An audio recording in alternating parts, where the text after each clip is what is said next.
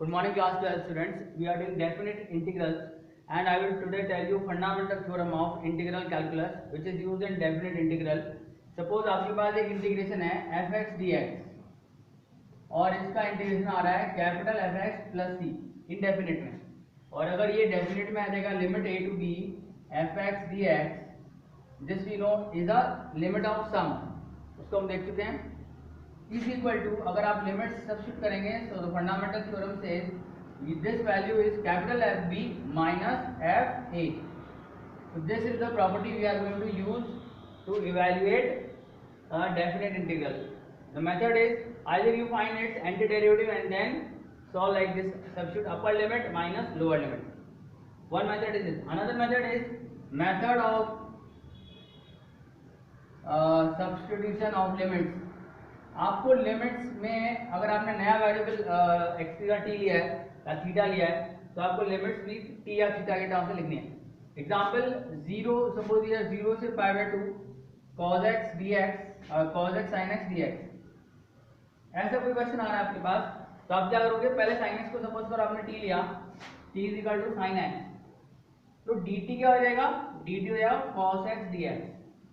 ये यहाँ पे लिमिट आपको अब आप इंटीग्रेट करने के पहले लिमिट भी चेंज कर सकते हो। तो व्हेन x 0, जब x 0 है तो t क्या हो जाएगा, sin 0, और sin 0 क्या होता है, sin 0 0 होता है, तो t 0 हो जाएगा।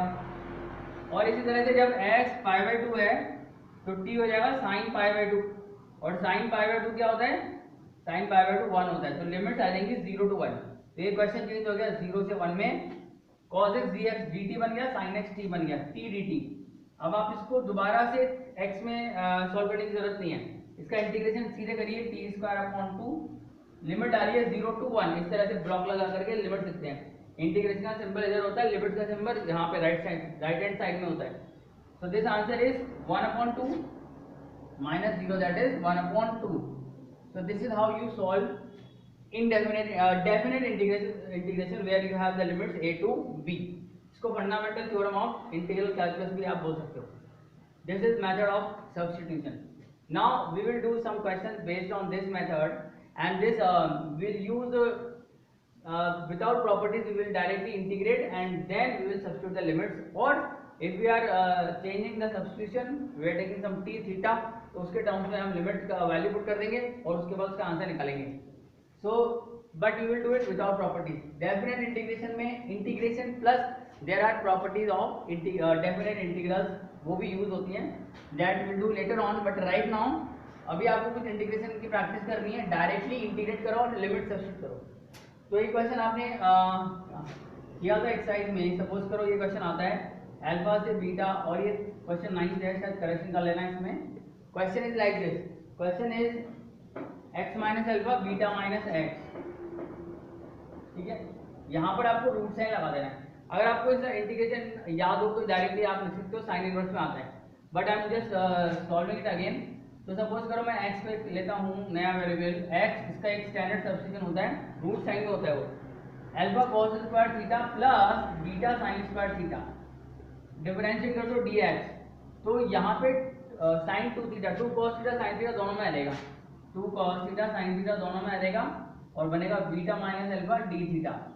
ये यहाँ पे सब्स्टिट्यूट कर देते हैं और साथ साथ लिमिट भी सब्स्टिट्यूट करेंगे। जब आप अल्फा सब्स्टिट्यूट करोगे तो आप देखोगे alpha 1 minus cos square theta sine square theta बन गया, यानी साइन थीटा को 0 होना पड़ेगा, थीटा 0 आ जाएगा।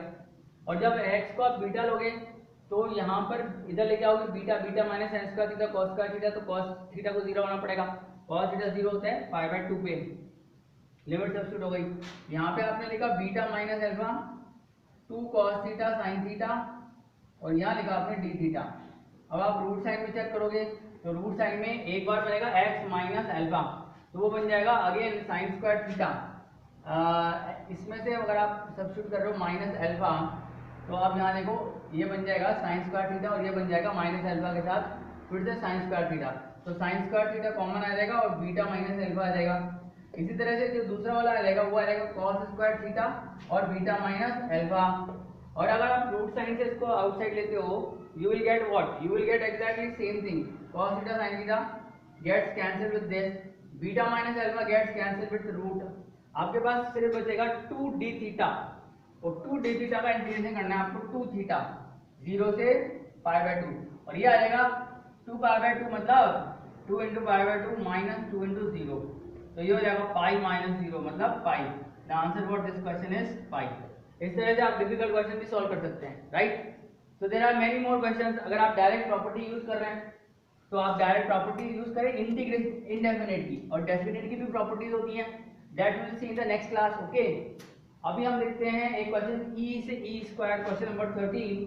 ये है ई से ई स्क्वायर तक है, ठीक है।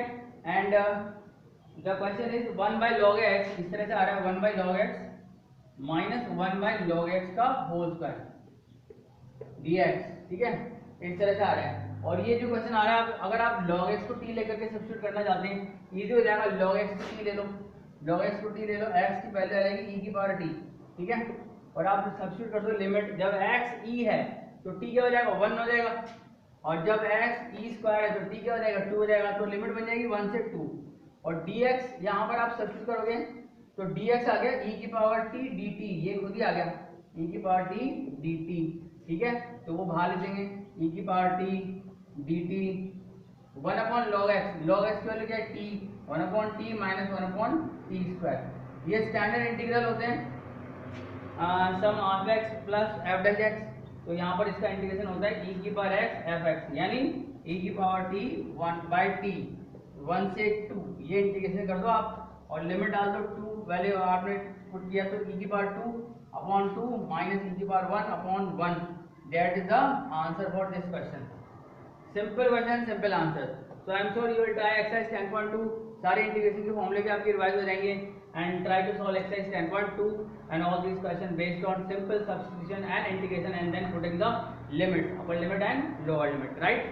सो see you in the next class.